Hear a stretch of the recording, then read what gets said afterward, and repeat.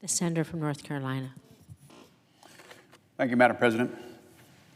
The world is still reeling from Hamas' brutal massacre of more than 1,400 Israelis and 33 Americans on October 7th. Israel is completely justified in their response to the worst attack on their nation since the Yom Kippur War 50 years ago. Israel's ultimate goal, and it rightly should be, the destruction of Hamas. The United States must stand shoulder to shoulder with Israel and support this goal with lethal aid and intelligence support. In the coming weeks, Congress will consider the President's request for emergency national security funding that is aimed at doing just that. Now, beyond debating the specifics of how much or what type of aid that we send, I believe now is the time to rethink U.S. policy when it comes to the Hamas government in Gaza.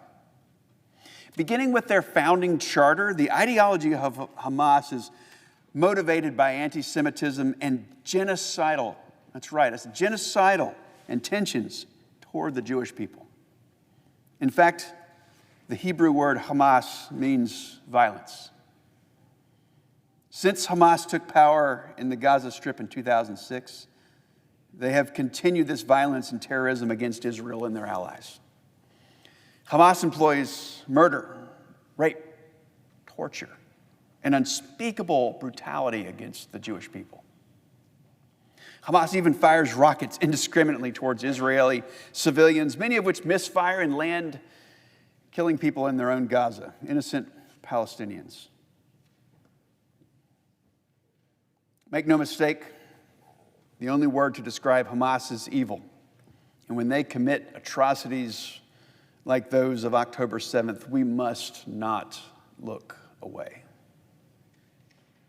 One aspect of the October 7th attack that continues to this day is the plight of the more than 200 innocent people currently being held hostage in Gaza, including several Americans, including some from my own state of North Carolina. Madam President, last week I met with some of these families here in Washington. They told me stories about their loved ones. They gave me their photos.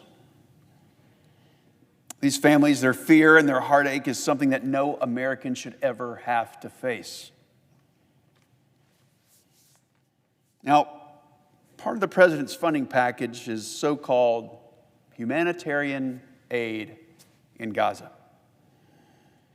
Now, given that Gaza is governed by Hamas, I simply don't believe that it's right to give a dime of taxpayer money to the very terrorists who are holding Americans hostage.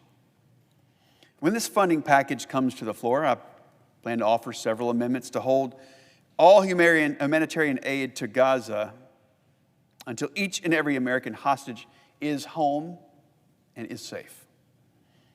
And we should go further. U.S. and other foreign humanitarian aid should no longer be used as a crutch for Hamas to hold on to power. The United States shouldn't be giving any money to Gaza until Hamas is no longer the de facto government.